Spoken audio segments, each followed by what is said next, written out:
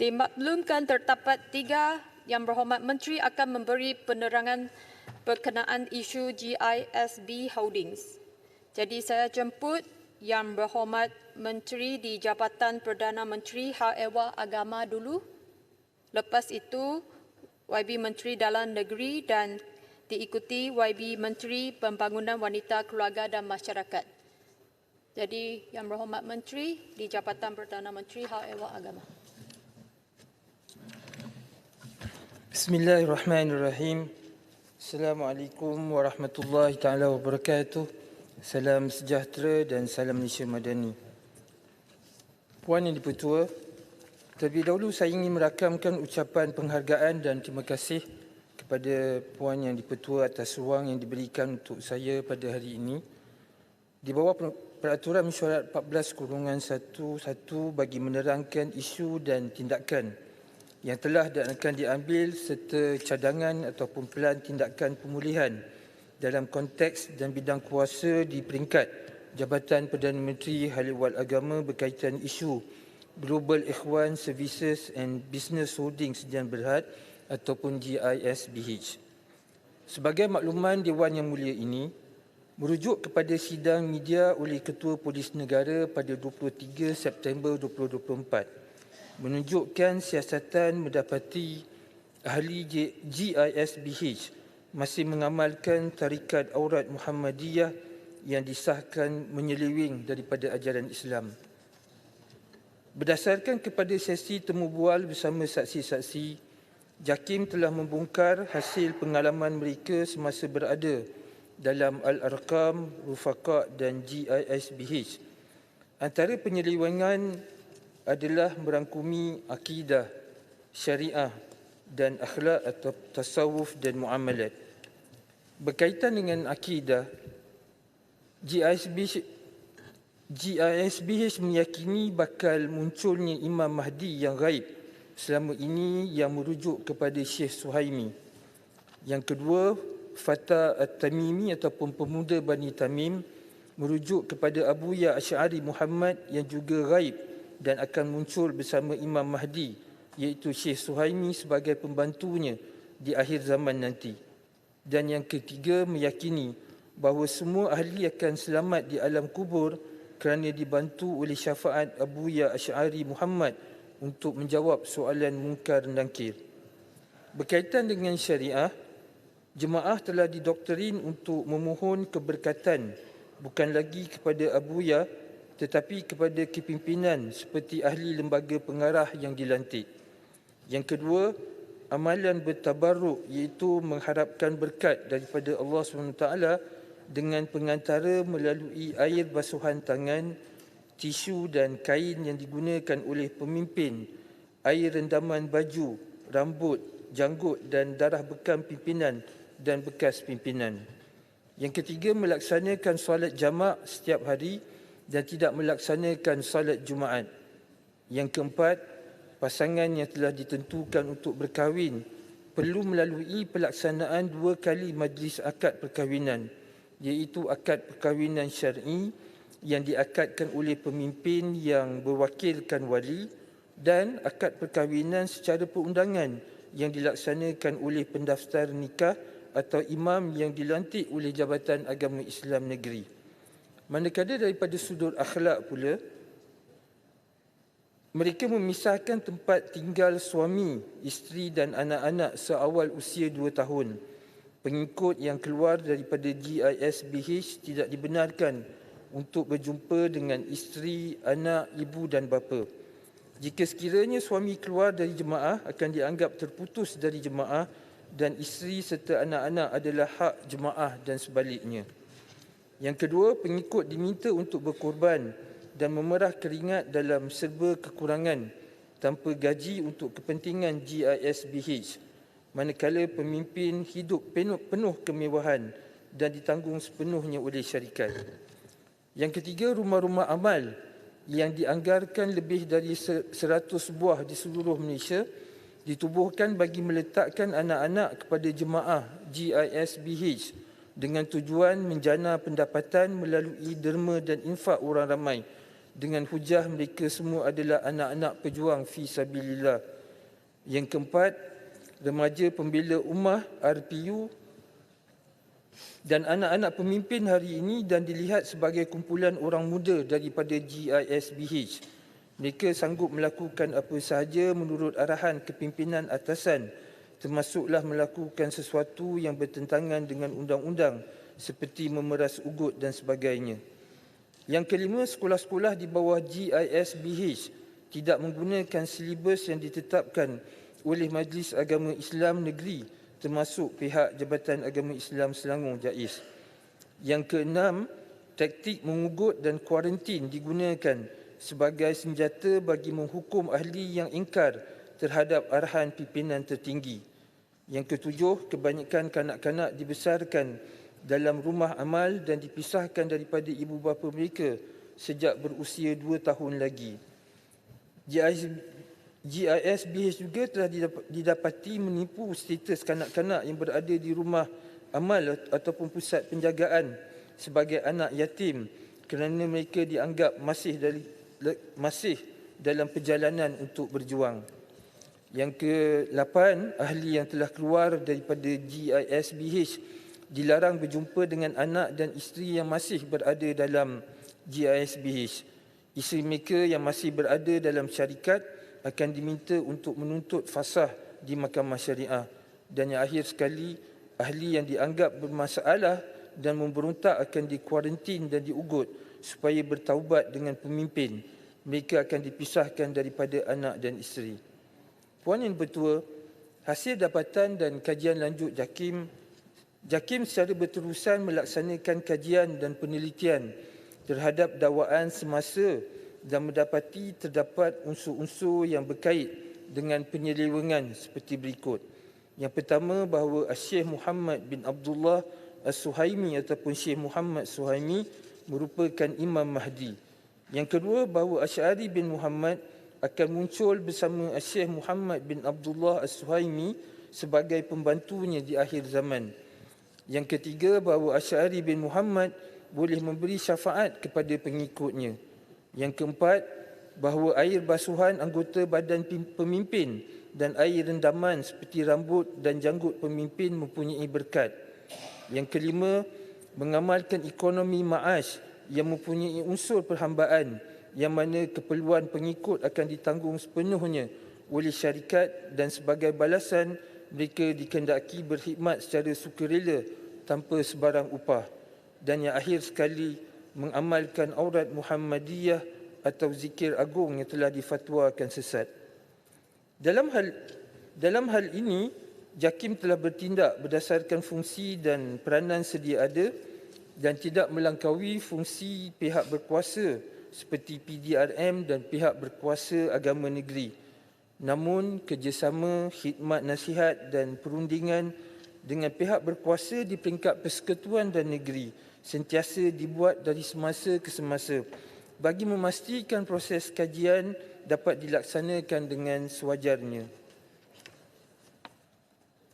Puan Yang Dipertua, sebagai makluman Ahli Dewan yang mulia ini, sehingga 8 Oktober 2024, sebanyak 3 buah negeri telah mengeluarkan fatwa berkaitan GISBH adalah sesat, iaitu Perlis pada 20 September 2024. Jawatankuasa Fatwa Negeri Perlis memutuskan kepercayaan dan ajaran mengandungi unsur ajaran sesat, khususnya batiniyah. Manakala Negeri Pahang pada 5 Oktober 2024 melalui Jawatankuasa Perundingan Hukum Syarak Negeri Pahang memutuskan fatwa bahawa pengikut-pengikut GISBH adalah menyeleweng dan sesat. Seterusnya, Jabatan Mufti Negeri Selangor telah mengadakan mesyuarat khas pada 30 September 2024 bagi membincangkan fahaman dan amalan ahli-ahli GISBH serta rangkaiannya yang masih mengamalkan aurat Muhammadiyah. Fahaman dan amalan mereka didapati mempunyai ciri-ciri menyeleweng daripada ajaran Islam sebenar menurut pegangan ahli sunnah wal jamaah daripada aspek akidah dan syariat. Puan Yang Dipertua, JAKIM telah membentangkan kajian kepada Mesyuarat Jawatankuasa Muzakarah Majlis Kebangsaan bagi Hal Ehwal Agama Islam Malaysia ataupun MKI kali ke-125 yang bersidang pada 20 hingga 22 Rabiul Awal bersamaan 24 hingga 26 September yang lalu untuk menimbang dan memutuskan pandangan hukum berkaitan GISBH. Keputusan pandangan hukum ini telah diperkenankan oleh pengerusi MKI dan seterusnya akan dipersembahkan kepada Mesyuarat Majlis Raja-Raja pada 23 dan 24 Oktober ini. JAKIM juga telah terlibat dalam pasukan Bilik Gerakan Op Global bersama Jabatan Siasatan Jenayah dan Cawangan Khas PDRM dan turut disertai oleh agensi kerajaan seperti Jabatan Kebajikan Masyarakat, Kementerian Kesihatan Malaysia, Jabatan Pendaftaran Negara dan Akademi Kenegaraan Malaysia di Pusat Latihan Polis Pulapol, Kuala Lumpur. Seterusnya, Yang Amat Berhormat Perdana Menteri Malaysia telah mengarahkan Majlis Keselamatan Negara untuk menerajui dan menyelaras bagi memastikan tindakan terhadap GISBH dapat dilakukan secara menyeluruh, terancang dan terselaras dengan kerjasama semua agensi terlibat termasuk JAKIM. Mesyuarat ketua-ketua jabatan dan Majlis Agama Islam Negeri seluruh Malaysia yang dipengerusikan oleh Ketua Pengarah JAKIM pada 1 Oktober 2024 telah memutuskan beberapa keputusan mengenai cadangan pelan tindakan pemulihan ahli GISBH seperti berikut. Yang pertama, daripada aspek pemulihan akidah, diterajui oleh JAKIM dengan penglibatan MAIN dan JAIN dan agensi lain seperti Jabatan Kebajikan Masyarakat serta Akademi Kenegaraan Malaysia. Program ini akan dilaksanakan selama 90 hari maksimum atau satu tempoh masa yang bersesuaian mengikut situasi dan keadaan selepas penilaian dilaksanakan ke atas peserta sama ada secara individu ataupun secara berkelompok. Yang kedua adalah berkaitan dengan simakan perkahwinan yang diterajui oleh Jabatan Agama Islam Negeri dengan penyelarasan oleh JAKIM, Jabatan Kebajikan Masyarakat dan Jabatan Pendaftaran Negara. Yang ketiga berkaitan dengan bantuan zakat, Jawhar akan menyelaras cadangan bantuan kelangsungan hidup ahli GISBH yang mengikuti pemulihan secara sukarela daripada pihak MAIN ataupun pusat zakat berkaitan di negeri-negeri. Yang keempat, berkaitan dengan modul pemulihan, akan mengguna pakai modul pemulihan sedia ada daripada Majlis Agama Islam Selangor, MAIS, dan modul kepada kanak-kanak JKM berpandukan kepada silibus KAFA dan modul pemerkasaan rohani bagi kanak-kanak institusi Jabatan Kebajikan Masyarakat dengan beberapa penambahbaikan. Dan akhir sekali, berkaitan dengan pusat pemulihan, memohon JAKIM kerjasama MAIN dan JAIN cadangan bilangan pusat ataupun kapasiti serta lokasi pusat pemulihan yang berada di bawah seliaan MAIN ataupun JAIN negeri bagi tujuan penempatan pemulihan secara sukarela.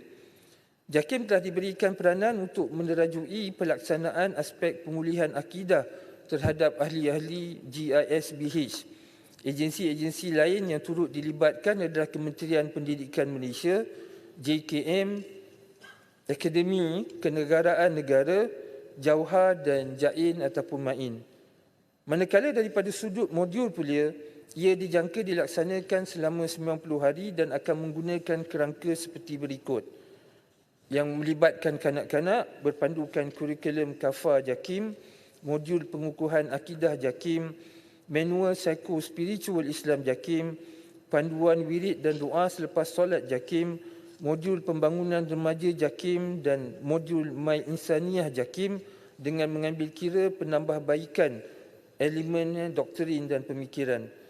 Bagi mereka yang dewasa pula akan menggunakan modul istitabah MAIS dengan beberapa penambahbaikan dengan mengambil kira penambahbaikan elemen ataupun doktrin pemikiran semasa. Penglibatan pegawai penguatkuasa agama, JAIN dan pegawai JAKIM yang mempunyai tauliah mengajar sedia ada bagi tujuan sebagai tenaga pengajar di pusat pemulihan dengan mengikuti training of trainers khusus bagi program pemulihan ahli-ahli GIS BH ini. Jadi Puan Yang Bertuah, demikian adalah perancangan dan pelan pemulihan kepada pengikut-pengikut GIS BH ini. Puan Yang Bertuah, sebelum saya mengakhiri sesi penerangan ini, ingin saya menegaskan bahawa Jabatan Perdana Menteri Hal-Ehwal Agama memandang serius isu ini dan komited dalam segala tindakan yang diambil bagi memastikan perkara ini dapat ditangani dengan berkesan. Dengan itu, ahli-ahli yang berhormat sekalian dipohon mengambil maklum mengenai isu ini dan pihak kami amat mengalu-alukan pandangan dan cadangan dari semua pihak. Sekian, terima kasih. Wabillahi taufiq wal hidayah. Assalamualaikum warahmatullahi taala wabarakatuh. Terima kasih Yang Berhormat Menteri. Sekarang saya jemput Yang Berhormat Menteri Dalam Negeri. Assalamualaikum warahmatullahi wabarakatuh. Speaker, ahli-ahli yang berhormat, saya berdiri di sini untuk mengetengahkan satu isu yang sangat penting yang telah menarik perhatian seluruh negara, yakni siasatan yang sedang berlangsung terhadap Global Ikhwan Services and Business Holdings, GISBH, dan implikasi serius terutama terhadap kesejahteraan wanita dan kanak-kanak. Penting untuk saya nyatakan bahawa ketika kenyataan menteri ini diberikan dan nanti akan diikuti dengan perbahasan, adalah mustahak untuk kita berikan kepekaan bahawa siasatan masih berlangsung dan prosiding mahkamah juga sedang berjalan. Sudah ada kertas siasatan yang berakhir dengan pertuduhan dan masih ada lagi kertas siasatan yang sedang dilengkapkan. Polis di Raja Malaysia dan beberapa agensi di bawah Kementerian Dalam Negeri sedang giat menjalankan siasatan menyeluruh. Sifat siasatan ini sangat kompleks kerana ia ikut melibatkan rangkaian syarikat yang beroperasi di dalam dan di luar negara, 18 negara luar. Dan fokus adalah terhadap tujuan untuk menyembunyikan sifat sebenar operasi di depan wajah perniagaan. Tapi di sebaliknya, seperti disebut oleh Menteri Agama, ada elemen penyebaran ajaran yang menyimpang yang telah pun dibuat oleh keputusan Majlis Fatwa Kebangsaan. GISBH ini adalah inisiatif yang ketiga. Yang pertama adalah Pertubuhan Al-Arqam, yang kedua adalah Rufaqa Corporation Sdn Bhd. Kedua-dua ini statusnya adalah oleh kerajaan terdahulu telah pun dibuat pengharaman. Bukan saja gerakan pertubuhan ini, tapi juga aktivitinya dan juga bahan penerbitan juga telah disenaraikan sebagai haram dari sudut undang-undang negara kita. Dalam konteks inilah, PDRM memberi tumpuan kepada beberapa undang-undang penting yang berkaitan, termasuklah terhadap operasi syarikat dan aspek kebajikan dan pelindungan terutama kanak-kanak dan wanita dengan menggunakan pakai akta-akta yang di bawah kawal selia KDN, khususnya polis, dan tentunya dalam siasat itu tidak terhenti dengan pasukan polis sahaja. Untuk makluman Yang Bertuah, bahawa siasatan ini ikut membangkitkan sejumlah agensi, termasuklah Kementerian Pendidikan, termasuk juga Kementerian Wanita, Keluarga dan Kanak-kanak mainkan peranan penting, kerana di sana ada Jabatan Kebajikan Masyarakat, kita juga ada Jabatan Peguam Negara, Kementerian Kesihatan, Kementerian Sumber Manusia, Jabatan Kimia, Jabatan Agama Islam Negeri, Jabatan Kemajuan Islam Malaysia, Suruhanjaya Syarikat Malaysia, Pendaftar Pertubuhan, Jabatan Immigration, Jabatan Pendaftaran untuk Pendaftaran Negara dan senarainya panjang. Kenapa Akta Kanak-Kanak ini di bawah YB Menteri Wanita sekejap lagi akan membuat minister statementnya? Kerana ini akta yang menyediakan rangka kerja yang komprehensif untuk melindungi kanak-kanak daripada penderaan dan pengabaian serta tanggungjawab ibu bapa dan penjaga. Kita juga menggunakan Akta Kesalahan Seksual Terhadap Kanak-Kanak 2017 kerana ini undang-undang khusus menangani jenayah seksual terhadap kanak-kanak dan memastikan bahawa pelakunya tidak lepas daripada tindakan undang-undang. ATIPSOM ini apabila melibatkan elemen pemerdagangan manusia ataupun buruh paksa. Kalau dalam siasatan ini mendapati bahawa adanya perbuatan di mana kanak-kanak di bawah umur ini diminta bekerja, kemudian tanpa bayaran gaji dan sebagainya. Itu antara aspek siasatan yang kita teliti. Akta Pendaftaran Kelahiran dan Kematian 1957. Akta ini menghendaki menjadi tanggungjawab orang yang mengetahui tentang satu kelahiran, memaklumkan dan membuat pendaftaran. Ini penting sebab ini akan membawa kepada identiti yang sah dan maklumat ibu bapa direkodkan dengan betul. Apabila polis mengambil tindakan, ada satu bahagian kita panggil tangkapan. Ada satu bahagian kita panggil menyelamatkan. Yang kita selamatkan adalah 625 kanak-kanak. Kita asingkan pula pecahan kanak-kanak yang sudah ada identiti diri. Ada sijil lahir, ada MyKad. Ada juga kanak-kanak yang tiada sijil lahir, tiada MyKad. Ada yang lambat daftar. Ada juga terdiri kanak-kanak yang kita kategorikan sebagai tidak sah taraf. Menjadi tanggungjawab kerajaan, sementara siasatan dibuat untuk membetulkan keadaan ini, tapi kerajaan juga harus memikirkan masa depan kanak-kanak ini. Memberikan identiti yang betul, yang sah, mengikut peraturan undang-undang dalam negara kita. Kemudiannya, aspek kebajikan kanak-kanak ini akan diberi perhatian di bawah tanggungjawab kementerian yang lain. Misalnya, selesai identiti diri, itu akan memastikan kebajikan mereka terjaga, kemudian mereka dikembalikan kepada pendidikan arus perdana. Kita ke arah itu. Kita guna pakai kanun keseksaan. Tentunya pelbagai seksyen dalam kanun ini menangani kesalahan berkaitan dengan pelbagai aktiviti di dalamnya, termasuklah kalaupun melibatkan jenayah terancam. Jadi ini antara asas kepada satu-satu tindakan siasatan dibuat. Ada juga Akta Kesalahan Keselamatan, langkah-langkah khas yang digunakan apabila satu perintah tahanan reman diberikan, boleh jadi 7 hari campur 7 hari, atau 7 campur 5, atau 7 campur 3. Tapi kerana ramainya mereka yang ditahan, maka tempoh reman itu dianggap belum mencukupi.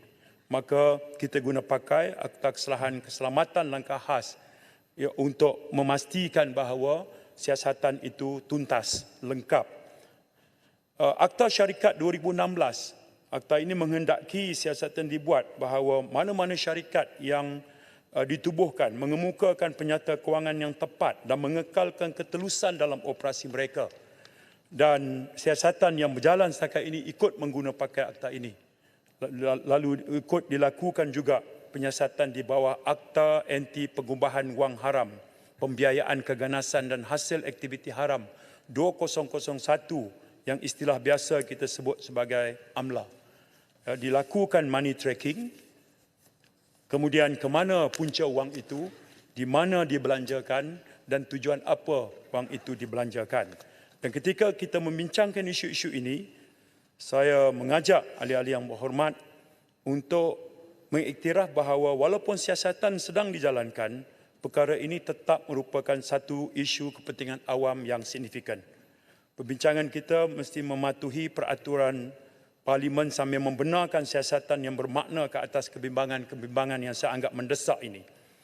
Adalah penting bagi kita untuk mendekati topik ini dengan sensitiviti, memandangkan sifat ataupun elemen jenayah yang terlibat. Kementerian dan kerajaan mengambil serius tuduhan-tuduhan ini. Namun adalah penting bahawa kita menjalankan siasatan secara menyeluruh berdasarkan undang-undang sedia ada sebelum membuat kesimpulan atau penilaian. Yang jelas, tiada motif politik sama sekali dalam kerajaan mengendalikan kes ini dan jenayah terhadap kanak-kanak berlaku. Kes yang sudah disabitkan itu tertuduh membuat pengakuan, sudah dipenjarakan 10 tahun.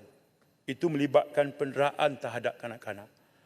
Dan ada kes yang sudah pun dituduh.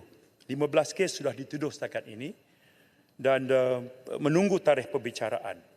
Wujud pelanggaran terhadap banyak undang-undang. Dan kita perlu menjalankan siasatan dengan betul, bertanggungjawab dan membiarkan proses undang-undang mengambil tempat yang sewajarnya. Yang kedua, tentunya bergerak ke hadapan, kita juga harus mengambil kira beberapa perkara lagi. Ya. Melanjutkan siasatan keluar negara bukan satu tugas mudah. 18 negara.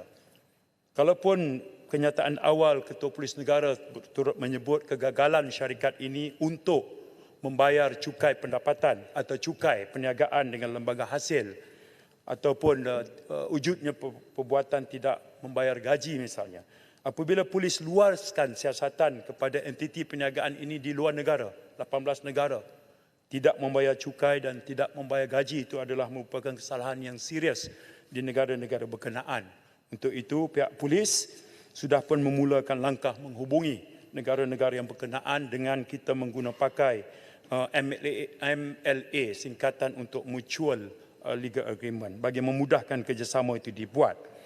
Dan sementara Yang Berhormat Menteri Agama sudah pun memberikan kenyataan, saya ingin mengesahkan bahawa siasatan pasukan polis setakat ini ikut mengesahkan ada pengakuan bahawa amalan terhadap ajaran aurat Muhammadiyah ini masih lagi dilakukan oleh kalangan yang kita tangkap dan di soal siasat masih juga berlaku. Jadi kalaupun ada kenyataan di luar yang menyebut bahawa mereka sudah pun tidak lagi mengamalkan itu kenyataan. Kita akan hanya bercakap berasaskan kepada butiran dan dapatan siasatan yang berlaku. Ya, dan Jabatan Pendaftaran Negara juga tidak selesai di sini. Kita akan membina family tree untuk mengesan susul jalur bagi mengelakkan masalah nasab ke depan nanti. Kerana kompleksnya apabila anak-anak ini ditinggalkan dalam keadaan tidak mengenali susul galur keluarga. Itu semua dilakukan secara telus oleh pakar-pakar psikologi kita. Di polis kita ada D11, Jabatan Kebajikan Masyarakat. Mereka inilah yang ini melibatkan peranan yang besar bilangannya. Ribuan anggota polis dan juga pegawai kerajaan di peringkat kementerian-kementerian memperhalusi isu ini satu persatu. Diasingkan setelah dilakukan apa yang kita panggil sebagai proses crisis intervention terhadap kanak-kanak ini. Ada elemen traumanya, ketakutannya, ada aspek penderaannya, ya, yang itu real, suatu yang nyata dan bukan mudah satu proses ini nak diambil, terutama kalau melibatkan kanak-kanak di bawah daripada had umur yang boleh bercakap dengan berani berterus terang. Ya. Itu adalah proses yang sedang berjalan dan saya akhiri kenyataan ini kerana nantinya saya dipahamkan bahawa akan dibuka kepada perbahasan dan kita akan memberikan maklum balas selepas itu. Terima kasih.